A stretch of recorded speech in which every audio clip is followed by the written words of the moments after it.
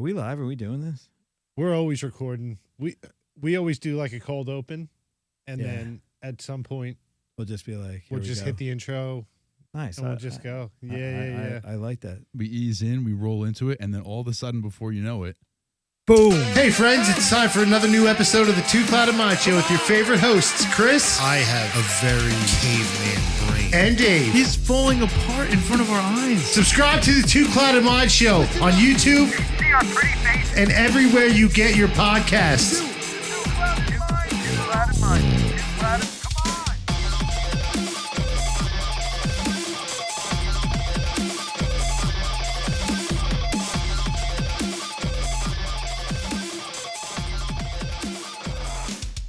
Yes, now we are back, friends, but this is a special episode because this is like Two Clouded Minds X The Hive. That's right. It's a collab. It's a crossover episode. It's a crossover episode. Wow, that is a very official way to describe that. I like it. I like Right. it. It's like when the members of the Brady Bunch started showing up on other programs. Didn't they like kick it with the Partridge Family, They or used was to that do that- two different eras? You might be right. No, wait. What about the one when Davy Jones showed up at the That's what I'm Brady That's saying. it. Yeah, there you That go. was- The monkeys. Yeah. The Remember golden that? age of Yeah.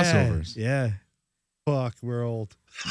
Right. But at least can relate to each other and know what we're all talking about. Yeah. It's not just Yeah. one person trying to get the other two to come along. So like 80% of my audience right now is like, what the fuck are those people? What? That's right. That's Brady, why. what? That's why. When did they do the remake of the Brady Bunch? Because that's probably what they're thinking of. The movies, right? Yeah. I want to say that wasn't like 2000. Was Yeah. it? No, that was around then. That was around when they did the Scooby Doo, that crap. Yeah. You know? Oh my God. Tried to bring all that stuff back, but Yeah. to no avail. That's when No, they though. started making Velma hot. They started realizing like Velma was the hot one, not Daphne. They were trying to go for like the ginger thing. Yeah. You know. And again, a very small group of people understand what we just referenced. Exactly. Well, no, I'll tell you this. I was about to say the only time you see Velma now, and Velma's all the time on TikTok. Velma, girls dressed up as Velma on Huge TikTok, cosplay thing. very present, very today, Really? very much. Oh, yeah. yeah. And it's So, hot, dude. The woman who played her, it was Hawkeye's wife in the Marvel movies. Scarlett Johansson. Wait, No, Hawkeye's in the wife. Marvel movies. In the Marvel is movie, the Jeremy wife. Renner, Yeah, his wife, real life wife. No, the wife when they were on the farm. Oh, I see. Okay. The wife on the farm. She was That was the girl who was the one with the glasses. Velma. Yeah, it was Velma. The girl who played Velma in the remake Okay. was Hawkeye's wife. Gotcha. Okay. This is the value of having a 5 and a 10-year-old boy. See, I've never really. I can say that I saw Avengers Endgame all the way through, and that's really all. I can honestly say when for Iron Man superhero died, my movies. son, I just sat there and held each other and cried. Oh, Yeah, that was tough. We It was watched tough. the whole thing. Like we were like Iron Man 2. That was the movie. He was 4 or 5. We watched Iron Man 2 on repeat because you know how little kids watch everything on repeat. Yeah, of He course. just watched that movie over and over and over. I mean, I think he can quote the whole movie at this point. that's awesome. Yeah, they were very entertaining movies. Like The you're- original ones. It's been so bad the last 2 years though. Agreed. Unwatchable. Black Panther 3 was terrible. The Marvels, I didn't really love. I didn't even go to that one. I didn't even waste Yeah. my time. Yo, Eternals. I got 15 minutes in and was like, It was not good. Really, that bad? Eject. It was You have- terrible. You have a unique ability to experience them all in the chronological order, which is fun. Yeah. And then you can like pick and choose, and you can be like, all right, I'm done watching now. Like when he's like when Tony Stark dies, whenever like that's because it's going to be hard for the Marvel franchise, I think, to continue because they killed off or got rid of like all their biggest stars. You know, the new Marvel lineup doesn't have as much appeal in my So opinion. my son and I, when like we always do this together because we're always nervous. We're like, are people going to get mad at us for the conversation we're about to have? But they keep replacing strong male characters with females, Mhm. Okay. which kind of annoying. If you're a comic book dork like my son and I are, we're like, why is the Taskmaster a woman? The Taskmaster was not a woman. Why are they making the male characters kind of goofy and the women like strong and smart and save the day now? It's like, it's weird. They're shifting. They're playing that social politic game, and I think it turns off a lot of people. Yeah. I'm all about, you know, the fact that you're trying to get honest representation, but it gets weird when you start taking traditional characters. I know, you know, they're trying to 2024 them, but you lose the they're- essence of what the character was. It's like they're like trying to really crowbar it in. And Yeah, It's not feels natural. It's not natural. Yeah. Like Black Widow's an awesome character. I mean, it doesn't matter man or woman. That character just is played well. The right actress, the right part. When you see that they're just trying to smash somebody into a role, right? You know, I'm like, oh, come on. My favorite virtue signaling character of all is the girl from Doctor Strange. Okay. Did you see the girl? I've seen the movie. Okay. Which girl? The girl that was Doctor Strange, like grabbed her, and she's the one that was jumping through all the different. Okay. Yes. Okay. So she's clearly Mexican. She has two moms. She has the LGBTQ pin on her. Her name is America. Yes. And her superpower is crossing borders. Interesting. You just broke my brain. I was like, you cram into it. It's like That's pretty funny. female, raised by two women, LGBT flag, Latin, ability to cross borders. That's your superpower. That's pretty great. funny. Oh, America Ferrara. And the or name is whatever? America. No, that's a real person's name. Yeah, but this Oh, okay. character's name was Character's- America. Oh, okay. And she was a good character, but they added all this stuff to it, and it's kind of like, come on, they man, didn't it's an need to eye do- roll. Yeah, They have to make it super contemporary and super, like, you know, in touch with all the different things. Yeah, I get you. Now, See, I'm a parent. I look at it in a particular way because for me, I'm like, okay, these movies, they're not just for kids, but a lot of kids watch these movies, and I understand you want to be contemporary with your topics and stuff. I'm my children and I, we have very open dialogues about stuff. We don't have any problems talking about stuff. But I feel that I think it's not fair to a parent that has maybe different viewpoints that gets blindsided by these kinds of things. So, I mean, I'm an agnostic. I'm not a religious person. I don't really care what you want to do. But when it comes, but it's like, have some responsibility with your freedom there. Like, make sure that you're being respectful of all the audience, because I feel like in a lot of ways they're trying to tell children that their parents are not open-minded enough, and that's not your job. Your job's to entertain us. You're not supposed to educate me in a Marvel movie. yeah, I think the point I was going to bring Fair. up, and it's what very well said. The point I was going to bring up was that we were talking. Well, 2 points was one, that we're not parents, so we have to look at it, or we can't look at it the same viewpoint as you. And the other is that depending on how, I guess, political you are, or how in tune with these matters of today you are, that's where the things they come more to the forefront. And you're like, hey, why do we need these statements made in the Marvel movies when they could be made in other venues? Yeah. It's interesting. There's much better formats to talk about it. And I think that the speed in which we're talking about stuff is accelerating right now. I think we're having a lot of conversations about a lot of topics that 10 years ago we wouldn't talk about. And people are like, oh, 10 years ago, that's a long time. No, 10 years is not a long time. 10 years is a blink. That's It's a true. blink. Yeah. And we're speeding up the conversation, and we're losing control over, I don't know, who's going to be responsible, I guess.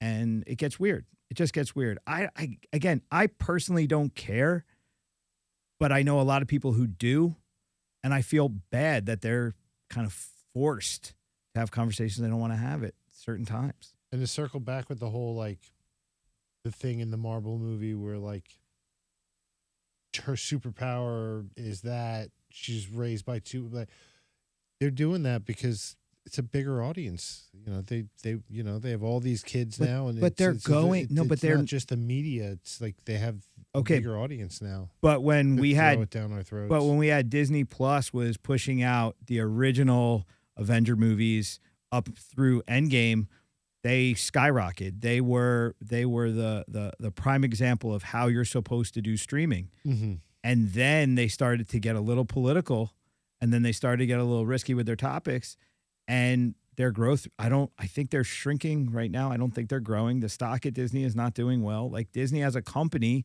is not what it was. Yeah, the Marvel before franchise they got is into not this. nearly as strong as it used to be. It's taken a okay. turn. Yeah, The Marvels, did they even make the money that they spent on making it? I doubt it. I don't even- I only heard negative things about it. I mean, I enjoyed it. It was a fun watch. You know what I mean? It was a fun watch if you knew what you were going to watch, and that's fine. But it wasn't like, wow, this is another great Marvel movie that, you know, as you mentioned, there hasn't been a really great Marvel movie that's come out in Watch several She-Hulk? years.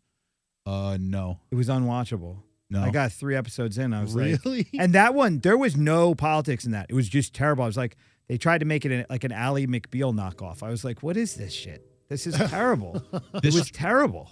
This train is brought to you by Bad Movies. Yeah. Yeah, Go check them out. right or Educate don't yourself. or don't, you know, watch them. I think my advice to if I was going to wrap the put a bow on this conversation is to watch them in chronological order until Endgame, until, you know, that final and then stop watching them. You know, it's similar to like if you tell somebody to watch Game of Thrones. I don't know if you ever watched Game of Thrones, Brian. You know, the funny part is I've never. Okay, I'm gonna blow your mind. Go ahead. I've never watched an episode of The Simpsons. Oh, Simpsons. The Simpsons. Oh, okay, Never. okay. Yeah, you broke Simpsons? my brain. That's my time. That's my time. Yeah, I mean, yeah. That was high school and college. I never watched it. okay. That was like like South Park for us. Yeah. For him. Sort of, yeah. I watched Eek the Cat and Ren and Stimpy though. Ren and Stimpy was great. Stimpy was even when they rebooted it, it was great. It was so good. I cut you off though. You were saying that after Endgame, stop. I'm of a differing opinion. I think you should watch them all so you could actually see how politics, economics, and weirdness can fuck something up. I think you should watch them all so you could see how they lost it. Okay, do you like the Russo brothers? You ever watch their movies? I don't know who they are well enough to know what movies they make. Did you watch Everything Everywhere All at Once? I did watch Love that that recently. movie. I did watch it recently. that was the Russo loved brothers. that movie. They did that. It was good. Did you watch Extraction too? No. Did not. All right, that was awesome. That's another Russo brother movie. If you watch a Russo's brother movie now you're like, oh, I get it. They left after Endgame. Oh, is that okay? They were part This of the was team. not a Kevin Feige thing. This was the Russo brothers. Interesting. They're amazing. That's cool. They are master storytellers. They did the Winter Soldier, the Captain America Winter Soldier. Yeah. That was amazing. Very good. That was such a good story. It was good. Yep. It was just well done, and they have certain camera techniques other people don't use, and yeah, I feel that Marvel losing them is where they lost the power because they lost the creativity in the process at that point. And then there was too much CGI, and it just storytelling got weak, and yeah. And I think that, you know, and again, a lot of their best characters, their main characters, are no longer part of the franchise anymore. So I think that loses a lot of it too. At least certainly lost me. Yeah, and then they're bringing in, but again, then okay, so was it Miss Marvel? Yep. So they bring Miss Marvel in, is like a Pakistani girl from Jersey City, Right. you know, and she doesn't shapeshift like the comic, and she loses the oomph that the comic had. Mhm. And she was like a minor character. And then Ironheart was a comic that I think they made 4 or 5 issues of it, and then it went bankrupt. Like literally no one bought it. No one cared. And they're trying to make that the replacement for Iron Man. Hmm. So again, Using a failed character to replace a character, it doesn't sound like a good idea. and they're only doing it because it checks the box of, you know, we're being socially responsible. I thought when Thanos snapped and killed everybody, Doctor Strange went back and undid the snap. He did, and they but brought still, everybody back. some people did still end up dying Oh, for different okay. reasons. for Yeah, different- yeah. Okay. They actually Yeah. died, not from the snap. They didn't Right. disappear by like. So do you title. think once, like, is Marvel going to just stop making movies and like just stick to making series now? Have they run out of No, ideas? they're getting Like, killed on the series too. They just Yeah. they I just think they're just debuted gonna have to shut it Echo, down. and I think Star Wars is going to take over. To be honest, for Disney, Star Wars is doing great. That makes more sense. Yeah, like the Marvel Well, they're Cinematic still Universe making is just those, going to end right? up kind of wind down, and that'll be the end of that. You know, it's really funny because we're talking about the you know how they're bringing social issues in. So, did you watch Andor? Andor. No, that's the series, right? Yeah, No, that but was I'm aware actually. of it. I'm aware If of you it. watch Andor, ignore it being Star Wars and just look at it as an independent show in this world. It's a great show. It didn't have to be Star Wars. It held up, and that's a prime example. There's a bunch of gay characters in it, and there's a bunch of diversity in it, and it just worked. And you didn't care. You weren't like, oh, they're obviously doing that thing again. It was just part of it, and it was well done, and it had there was no contrived meaning. It was just part of the story, and it worked. And that's where I feel like Star Wars gets it a little bit better than Marvel does in terms of the studios, how they're trying to approach issues. Where Marvel, it's just so blatantly like, we're just trying to do this thing because we're trying to capture this and we want to be responsible that way and, whatever. Where Star Wars, like, we're just going to tell good stories and these characters are just going to all fit in together. Right on. And that's where I don't, like, if you do it right and you make it human, I think we're good. Yeah. Yeah. When it feels forced and it feels fake. And that's I think what we're touching on. Like if you have a gay friend, they don't walk into your house and go, "I'm gay." Right. Hi. Oh, Dick. Yeah, exactly. And that's what a lot of this stuff feels like. You can't have an honest relationship with the character because you're just trying to like jam this bullshit down your throat that they're adding onto it. It's like character's strong enough. They just happen to be that instead of making that like a statement. Yeah. Yeah. See the Barbie movie? Ooh. So my wife during Christmas, like, I'm gonna watch it. I couldn't do it, man. I got like 5 minutes in and was like, this is hard. I can't do it. Go ahead, Chris. You like Whatever. it? Did you like it? No, he He's didn't probably- like it. He loved it. I'm not gonna make fun of you. I don't care. You sure? It's cool. I cried at the end. It got me. It gave me the chin wobbles, like fully. You do smoke a lot of weed. So. I do. I smoke a lot of weed.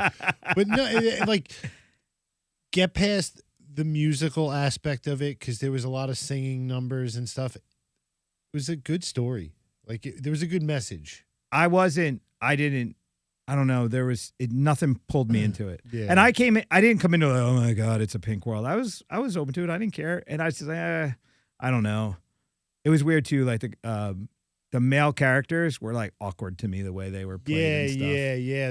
They kind of, everybody kind of like moved like a doll. It was weird. They kind of were like, the male characters were like all NPCs and like, Yeah. it was weird. I just couldn't. It just didn't. It didn't grab my attention. It was weird, but as a message, it was good. What was the message? Barbie, raw, Like strong the whole message. like patriarchy and matriarchy thing. Dude, I'm not good at me on the spot. You know, the matriarchy thing and the patriarchy. Yeah. Yeah, How you know it what I is. mean. Yeah. You know, How it dude, is. don't do this. Yeah. to me. Don't The do mamas this to and the me. papas. Let's Don't- go. don't do this Let's to not me. use big words. Yeah, Let's please not don't. use big words. Because I still, every time I say those two words, I'm like, yeah, I'm not saying them right there. I'm not confident. I hope no one asks us to elaborate on. it. Yeah, Oh, no, my God. because I'm going to tell you, nope, let's move on. Let's move on. Oh boy. So speaking of moving on, let's sort of like start now back at the beginning, right? Brian, Yes. welcome to the Two Clouded Mind Show. Brian is the owner, operator, proprietor of the Killer Bee Combat Sports Academy. Killer Bee Combat Sports Academy. Yes. Okay, so now, I mean, let's make believe that I don't know your past history, and our fans, our people don't know your past history, kind of how you got into this, what your background is. Just like, you know, in as quickly or as long as you feel that you'd like to explain, like, what's your background? How did you get into this whole combat sports? Yeah, thing? that's kind of what I was going to do. I was going to like ask the same roundabout question, but like you're always, you know, interviewing and talking to everybody and giving such solid killer advice all the time. We want to hear your story. Yeah, man. what's your you know, origin story? It's really funny. When I'll tell the story, but it's a weird thing here. So when I was younger, it was important for me that people would want to know my story. Mm-hmm. And the longer I'm doing it, the less I really give a shit about my story. And I care more about what the community at Killer Bee does now. Mm-hmm. But our history is important. But, you know, when I felt like my like jumping the shark moment, another crazy throwback there. My jumping the shark moment was when consistently members were asking me like, hey, did you ever fight? That's when I feel like, oh, I really, really, really am a valuable person in this community now because they're not here to have proximity to this fighter dude. Mm-hmm. They really look at me as the coach with the knowledge. It Right. wasn't like, oh, a cool relationship. It was like, no, he's the coach with the knowledge. Yeah. And that was a big thing for me. But let's put that all the way back to the beginning. So the crazy part is I will be 50 in March, and I will be running an academy now for 26. It's 26 years in March. Yeah, last year was our 25th. This March will be my 26th anniversary. I actually started training in 1980 when I was 6 years old.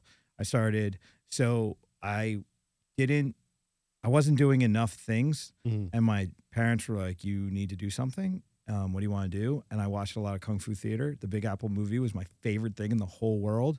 I used to dress up like I was some like Shaolin monk and run around my house. That's awesome. And like my mom had a robe that had Japanese characters on it, and I used to wear it and think I was a samurai. And they just run around. It's really That's funny. badass. Yeah, I would go out, get a stick, and put a robe on, and she'd get mad at me because I got it all fucked up. But they were like, "Yo, you got to do something." Because, I played soccer, played a little bit of baseball, but there was a lot of time in between, too much TV. So it's like, you got to do something. So I said, I want to do this thing from these Kung Fu movies, whatever.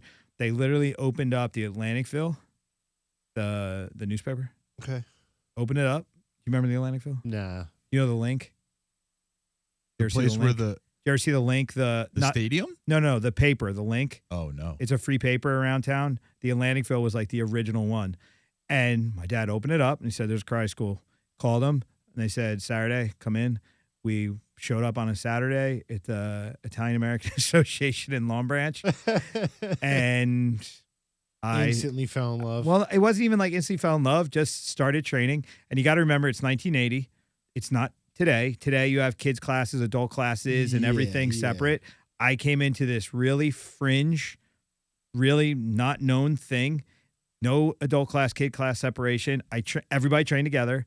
I was 6 years old, and they just brought me in. We trained on a tile floor. If you fell, it hurt like a motherfucker. Oh my God. And just started training. And I excelled technically quickly. Like I understood the mechanics quickly. That's never left me. That was always just a thing when I was young. I could see it.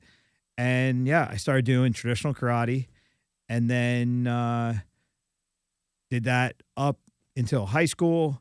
And then I ran into a guy who knew Muay Thai, and he was telling me how badass Muay Thai is. And I was this karate zealot. I had no idea. And I was like, "No, my karate is better than your Muay Thai." And the guy kicked me in the leg, and I thought he knocked my leg off. And I was like, I've never felt anything that painful in my entire life. And then I started training with him. Before that, I'll do a funny story. I'm in like 7th grade. And again, I think I'm a karate badass. And my friend does judo at the time. And we got into a fight. And he threw me. And he held me down. And he didn't know what to do because all they taught him was throwing pins. So he threw me and he held me.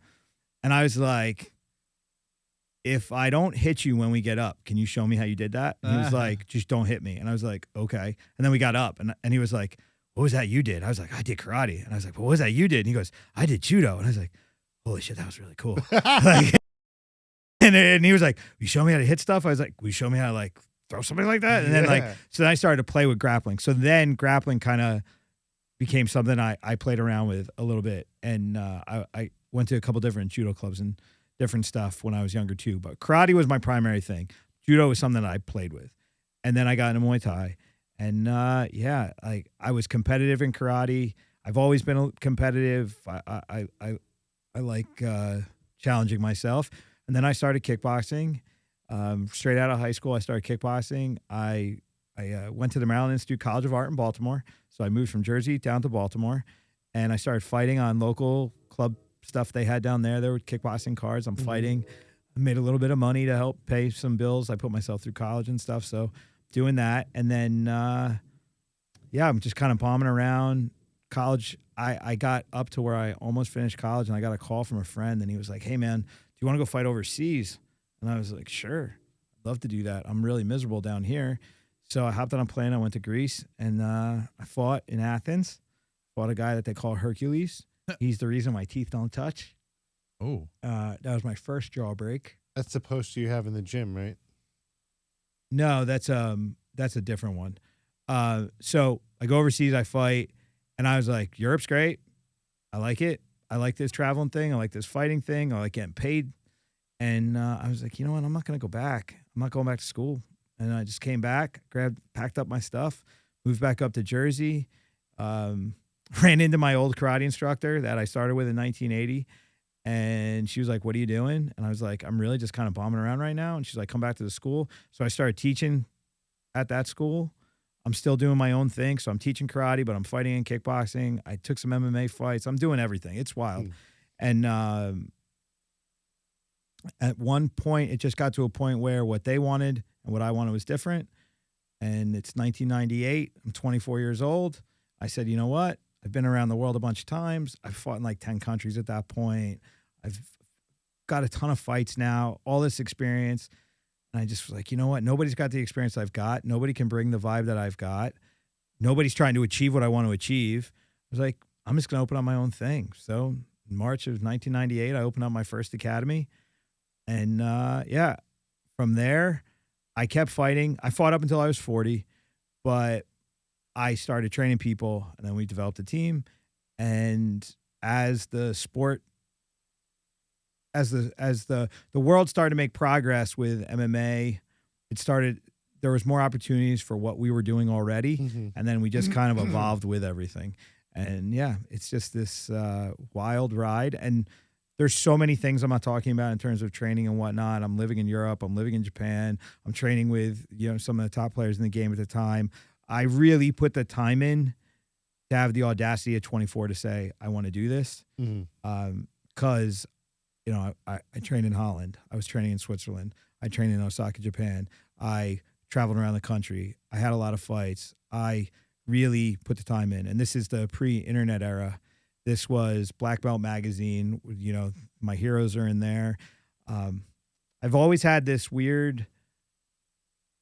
I've never felt a separation between people. Do you know when you watch TV or you watch a movie and you see somebody so we're talking about Marvel. If Robert Downey Jr. walked in, there would be no, oh my God, it's Robert Downey in me. I don't have this. I don't know what it is. I don't get starstruck. Yeah. And I don't feel a separation. Like a lot of people feel if someone's on TV, they're special and it's different and you don't have access. No.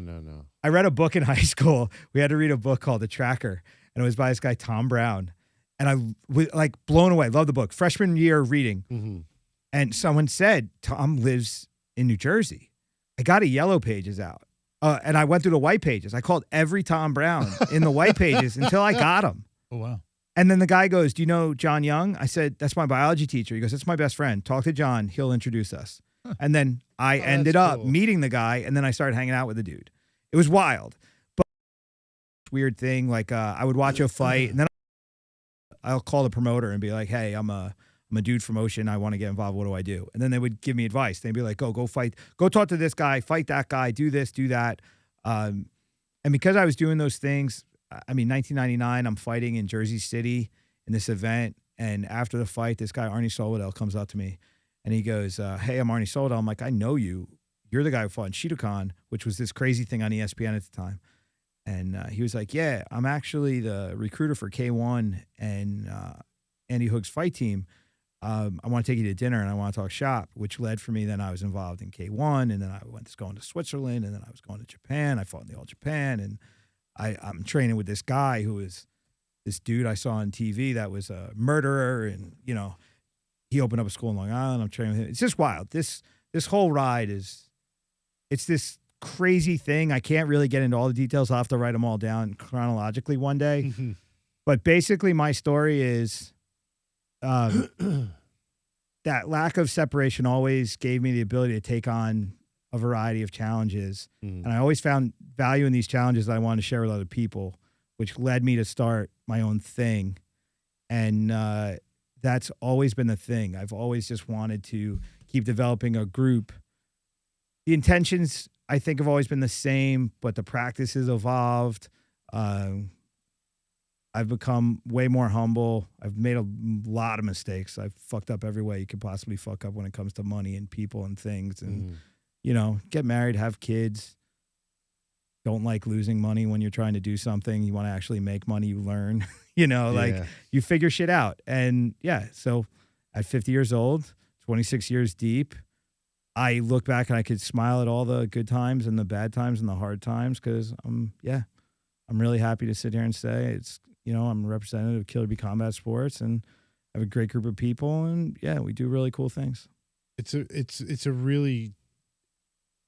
awesome gym. I mean, appreciate that. I haven't been to many fight gyms. It's safe to say it's a fight gym, right? I mean, is there a better term? I mean, obviously combat sports. Listen, I'm a martial artist. Mhm. I'm a martial arts school. I started in karate. I think in my core, I will Dojo. always be a karate person. I don't like the word dojo. It's really funny. I don't like, oh my God, I don't even know how I'm going to explain this, but I'm at a point, like I don't like titles. Mm. I don't like I feel that there's a massive misuse of language. Okay, so Brazilian Jiu-Jitsu, they use the term, they use English when it's appropriate, where they use the word between Portuguese and English. They switch depending on which is going to give them the most authority. So they use the word professor instead of instructor, because professor has a higher connotation in English, but a basic connotation in Portuguese. So here you say professor, a professor. They think of like a college professor. Yeah, You're or like a you're doctor or highly something. educated person. No, they're not. They're a jiu-jitsu instructor. Okay. So like you're a teacher. So for me, like sensei, shihan, dojo, all these things, these are words that people say, oh, I'm being traditional. No, you're really trying to differentiate yourself in a way to give you some authority in the marketplace. Mm-hmm. And I don't think the terms we use should be giving us authority. I think it's the value that we provide that should give us authority and the actual knowledge we know. It doesn't matter that I can say things in Japanese. It doesn't mean I can do them right or wrong. It just means I can describe them in different ways. And I don't like to play with the descriptions. I'm in America. I'm going to speak in English. I'm going to tell it to you like it is. That's just kind of a point that I've evolved to. I don't know. That's just a weird side note of these things. No, Because like, I if you respect it. ask like, what am I? It's hard. Like someone said to me the other day, what do you do? And I was like, I'm a martial artist, but I think the main thing we do is we teach people how to not quit when they care about something. I mean, you wear many hats: father, husband, mentor, coach, businessman. I mean, so you just run the gamut. You got to be, you get to a point where you have to you have to be yourself.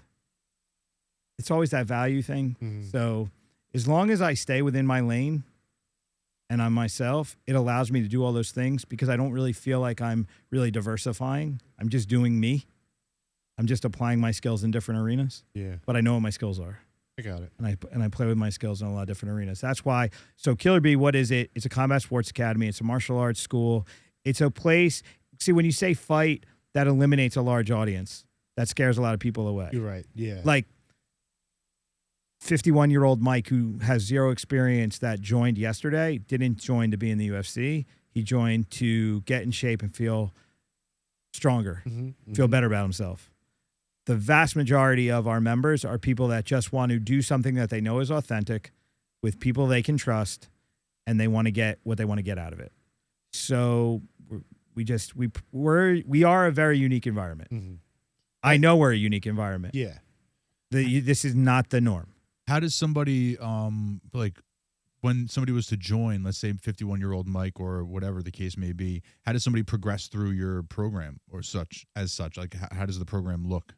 Okay, so I'm not going to say look. I mean, we have a very specific curriculum of work. We have a body of work. System. We don't have a belt system. We have a hand-me-down system. We have my number one rule is if someone is standing in front of you with less experience, be for them what you wanted when you were in their shoes. Because we have to break that cycle that a lot of people go through. So I have a guy, Alabama Matt. Alabama Matt comes from a Krav Maga school in New York City that had a very rigid belt system. And if you're a belt lower than somebody, so if you're a white belt and you're going with, say, a blue belt, a blue belt would be like 2 belts ahead of them. This actually happened to him. He's a white belt going with someone a higher rank. He's actually doing well with the guy. So the guy kind of cheap shots him and then hurts him bad. And then everyone's like, yeah, you shouldn't have fucked with the blue belt. You're only a white belt. And I'm like, what the fuck kind of hazing bullshit is this? Yeah, but I went through this. That's why I left and opened up my own school, is because I had to go through that shit too. Because people start to want to get back what was done to them instead of making things better for people. They're like, well, I got treated like shit, so I'm going to treat them like shit. And then they convince themselves like, oh, I'm just making them tough. Like that made me. No, you were made weak. You were turned into a bully.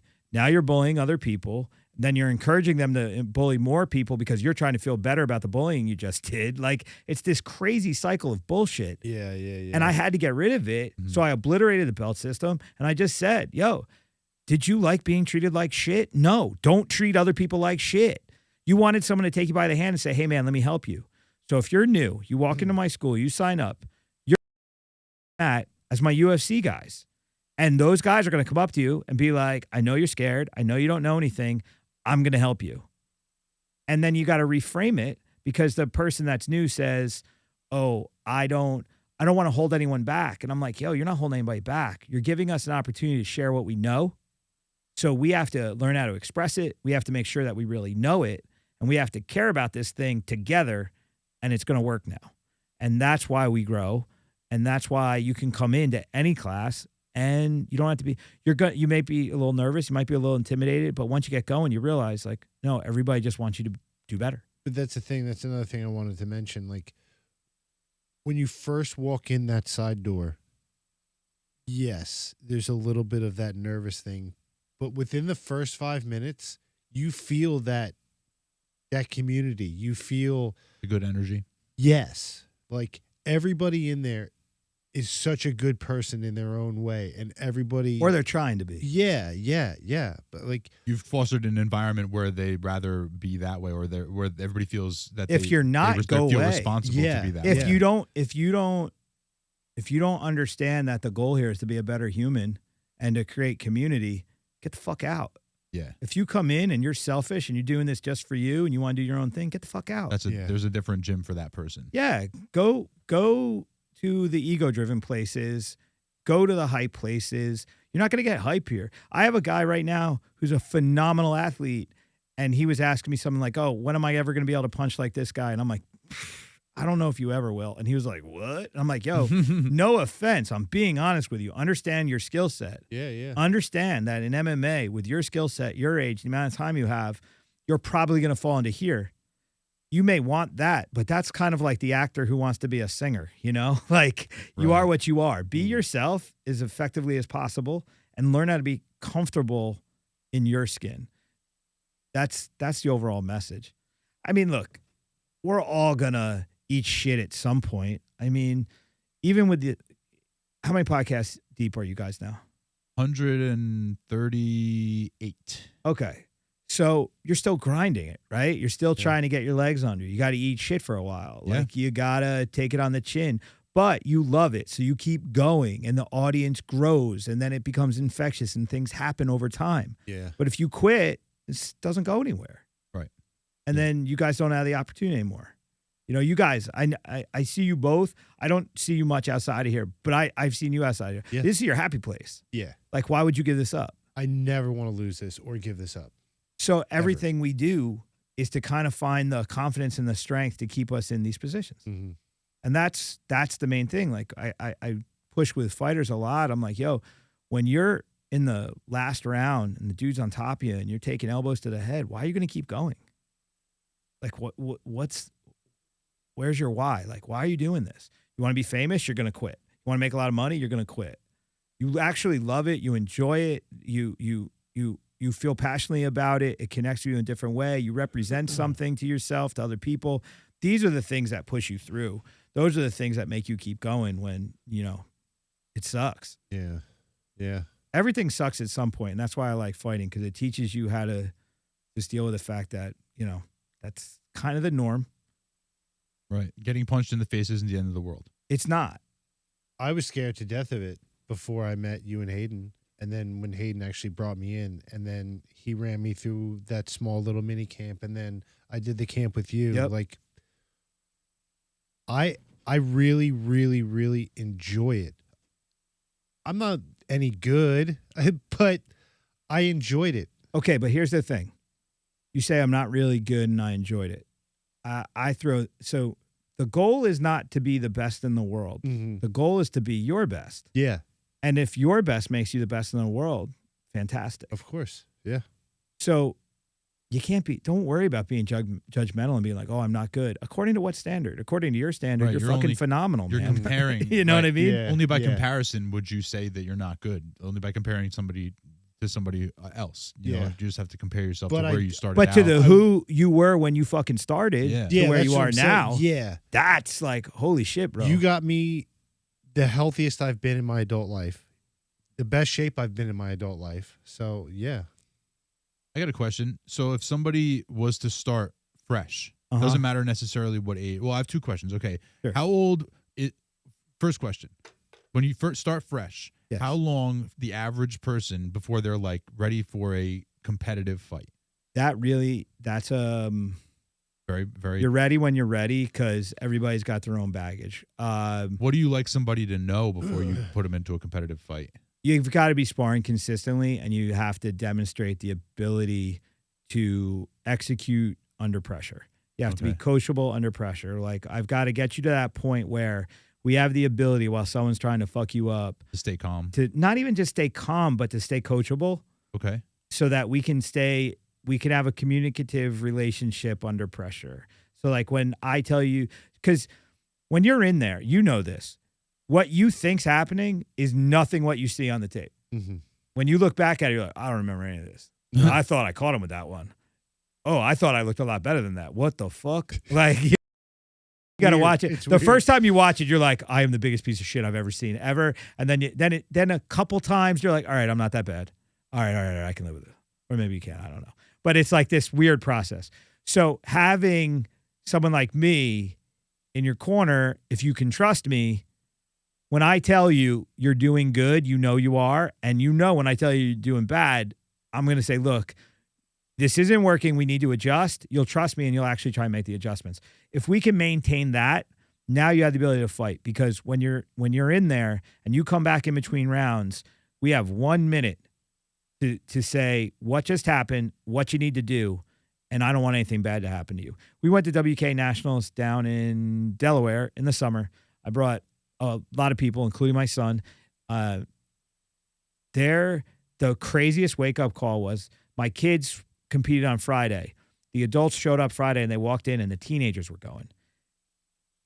Guys are getting, I mean, you've never seen anything. 16, 17-year-olds just Cracking. smashing each other. I mean, they're hopped up on testosterone and Yeah. TikTok and fucking, I'm gonna, oh, these kids are going. And I was even like, holy shit. I'm like, I hope we train for tomorrow, because if the kids are going like this, god damn it.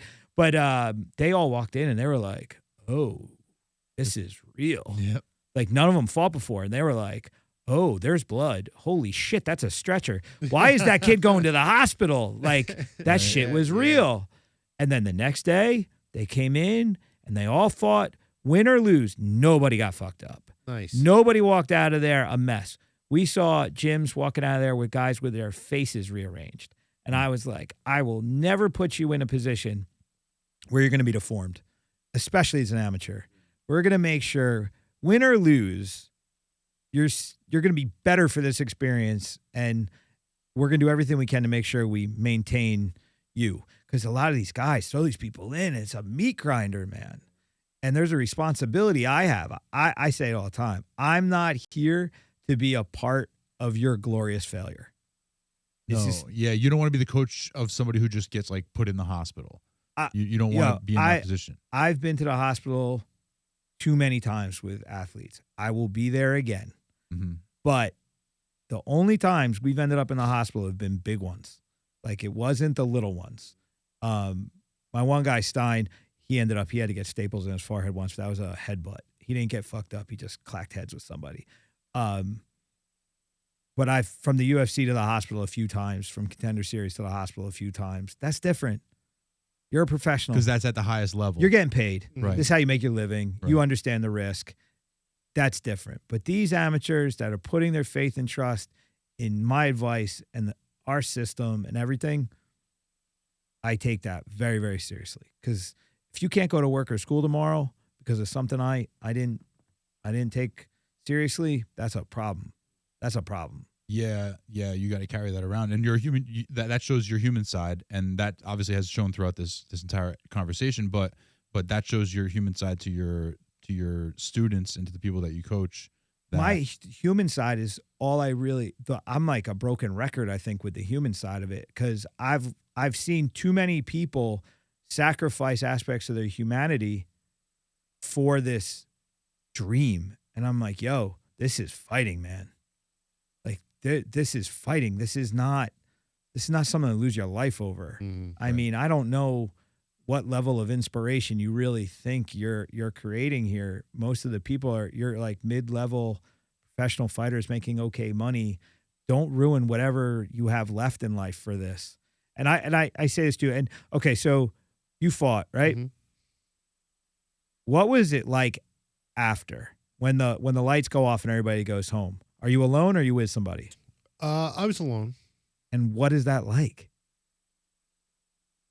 I was still kind of buzzing from the adrenaline a little bit, but then once it wore off, it was just kind of meh. So, but no one's there. No. You're by yourself. What time in the morning are you still awake? I was like 1, 2, 3 in the morning. And it's like, wow, I did this thing, but nobody there. Now imagine that. Amplify that. Go to Bellator, go to UFC, go to PFL, go on TV. And then you're in the hotel room by yourself because you fucked up your life so that you could do this You gave thing. up everything for that. You gave up Yeah. everything for that moment. But you didn't give up everything. You gave up everyone. Mm-hmm. That's the thing, man. You can't end up alone to do these things. Like, don't go travel to a place to go take on another person and then be alone at the end of it. Like, have people there. My last fight, I was 40 years old. I fought. It's a crazy story. I was sitting at a wedding and I was miserable. I'm the VP of this big fucking company and I'm fat. I'm just not living to the standard I want to live. My fighters are doing their thing, but I'm just not. And I'm at a wedding with my wife's friends and I'm looking at all these people and I'm going, I am not one of you. I don't like any of you. And it wasn't because they're bad people. I'm just like, there's fight in me. Yeah.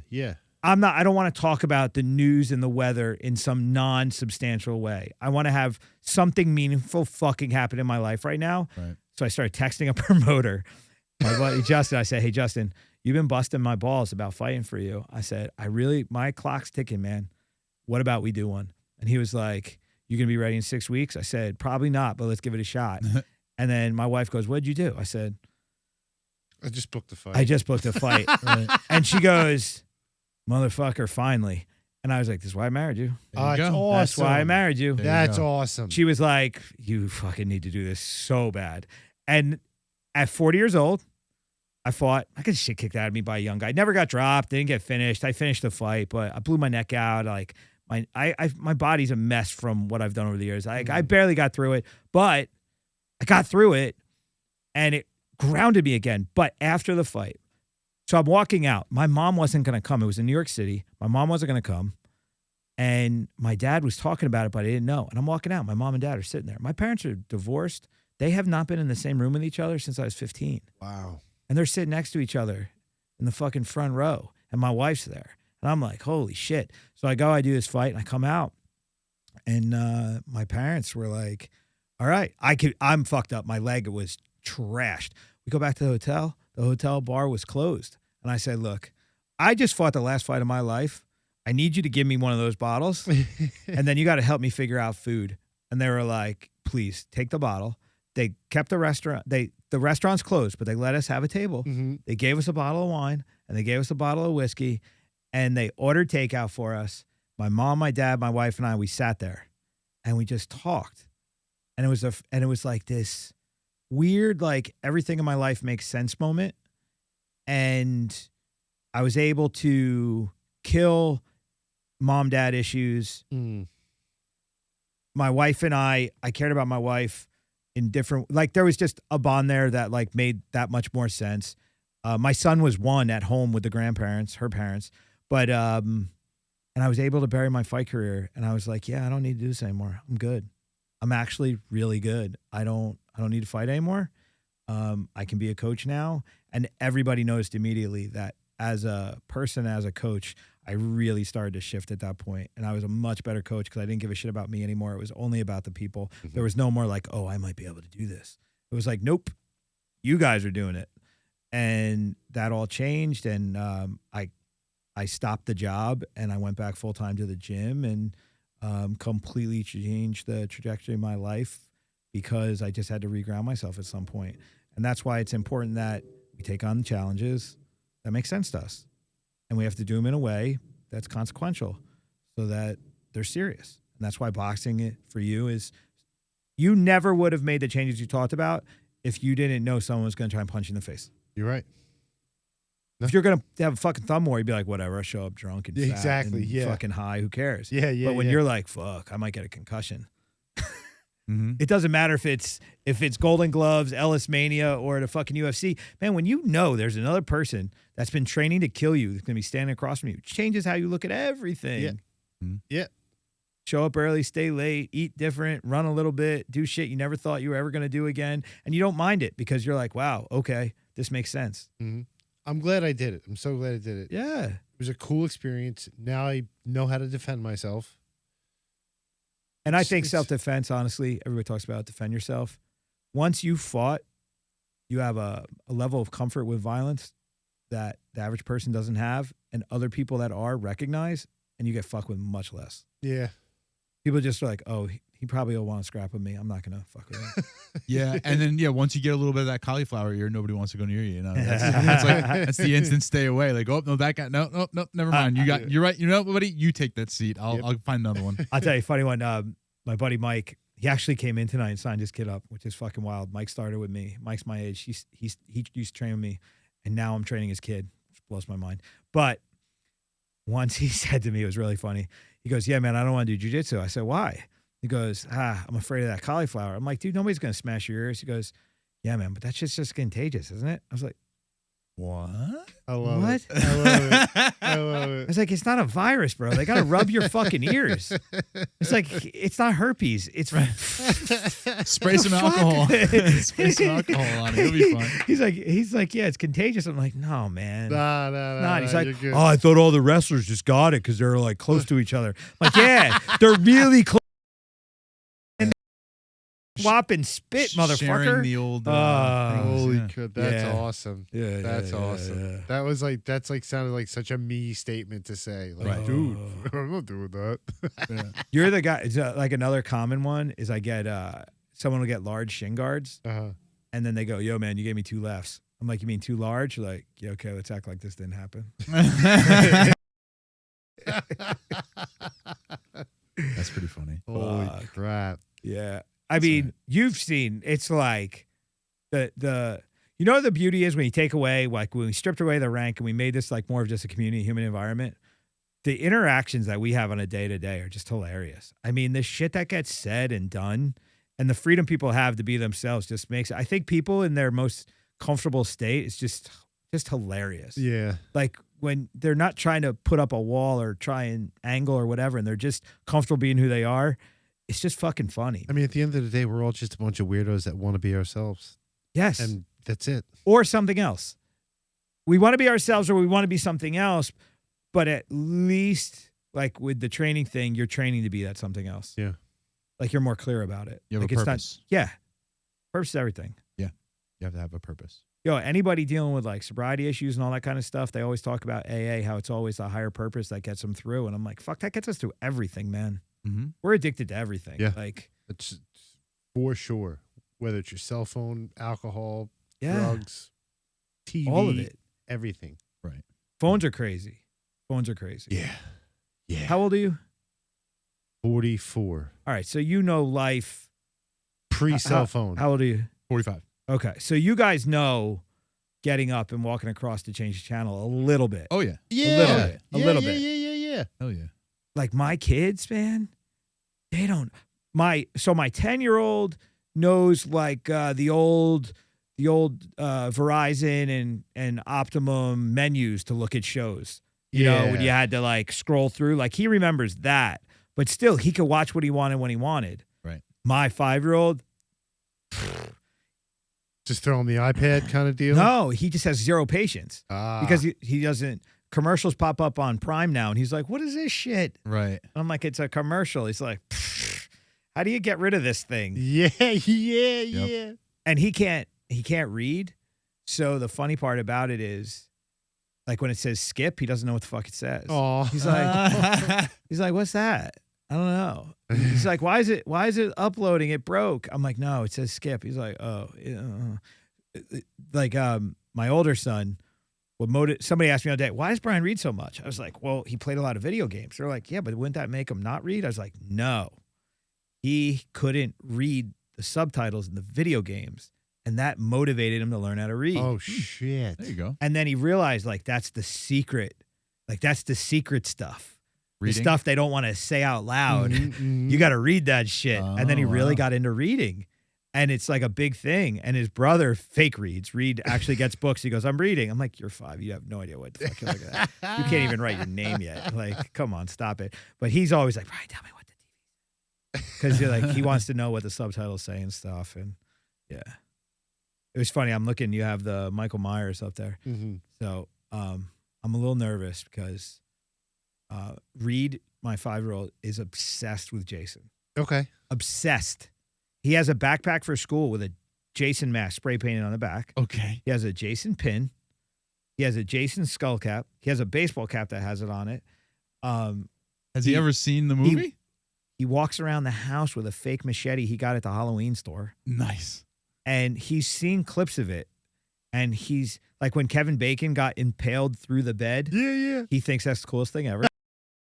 Like, I am in major trouble with this kid. Dude, he's going to be awesome. But he also likes the Barbie movie, so like he's balanced. He's balanced. he's good. He's There you good. go. He likes Okay, you're fine. this is the funny one. He goes, Daddy, he goes, Mommy really wants to watch the Barbie movie. I was like, Mommy want to watch it or you want to watch it? He goes, no, I don't want to watch it. Mommy wants to watch it. Right, Mom? Help me out. He's like, Mom, I'll sit with you because you shouldn't watch it alone. Damn, dude. Okay. Kid's got plans and schemes. Oh, he's I'll figure smart. it out. He's smart. And he walks around with a machete. So, like, you know, Yeah. Don't gotta fuck be with him. careful. No, you can't. You know, Reed. Yeah. Reed's crazy. Yeah. Shit is crazy. The kid's just He's this tall. He'll beat up everybody. That's great. He'll beat us all up. Yeah. But he's a sweetheart. And then chop you up. yeah, chop you up and then put sprinkles on his ice cream and ride a unicorn off into the sunset. Yep. Nice. Oh my God, he's crazy. Yeah. Dude, thank you so much for hanging out. I really Yes. appreciate Yeah, it. no, I appreciate the opportunity. I hope my story wasn't too all over the place. I was a little choppy, I think, with the delivery today. No, not at no, all. no, It no, was no. cool to hear about all the and I think you're right that you do need to sort of like chronologically write it down in some way or another because it seems like you've been in a lot of places and you've done a lot of different things. So it's you owe it I mean, not to say you owe it to yourself, but you might owe it to yourself to, you know, to maybe do a memoir type situation. Yeah, or, I got to document it. It's funny. I have this dude, Tristan, I'm training right. Tristan came in, he did the podcast here. So we were talking and he was asking me about Fighting the Other Day. And I was starting to go into how this industry is and how crazy it can be and how many degenerates get involved in it and how it gets weird.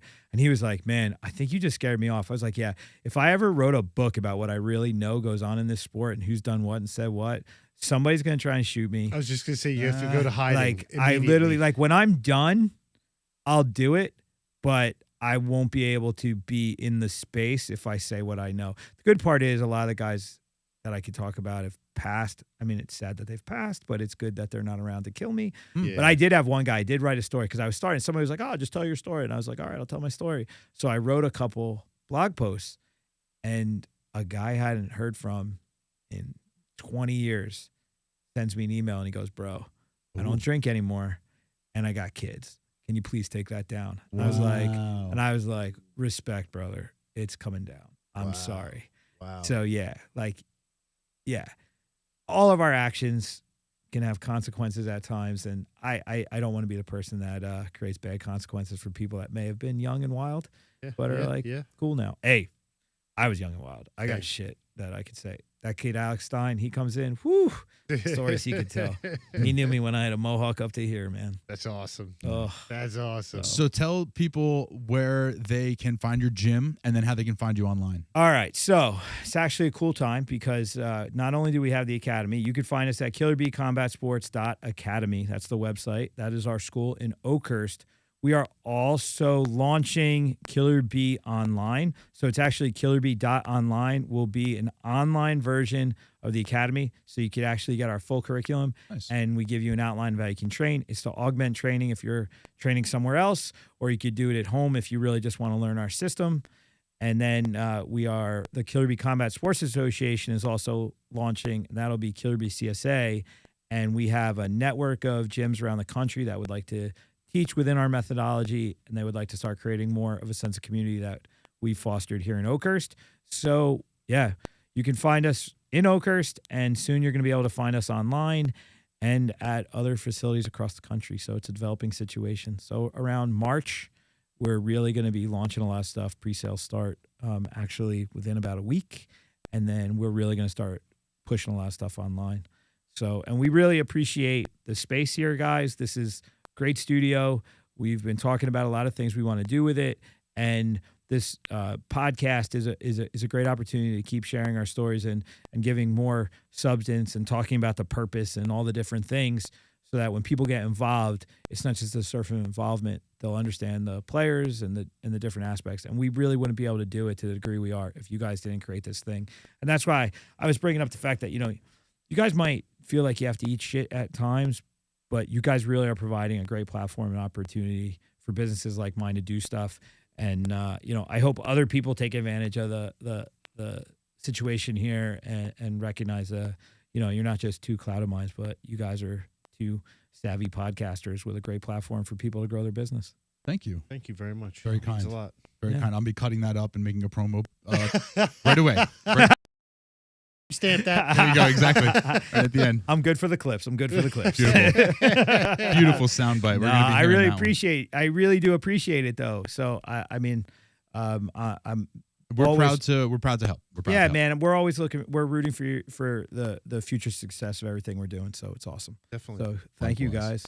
I really appreciate you having me on. Yes, Awesome. sir. And guys, like always, Two Clouded Mind Show on YouTube. You can find us wherever you get your podcasts. We are all over social media at the Two Clouded Mind Show. If you want to stalk us individually, I'm at Little Guy Chris 28.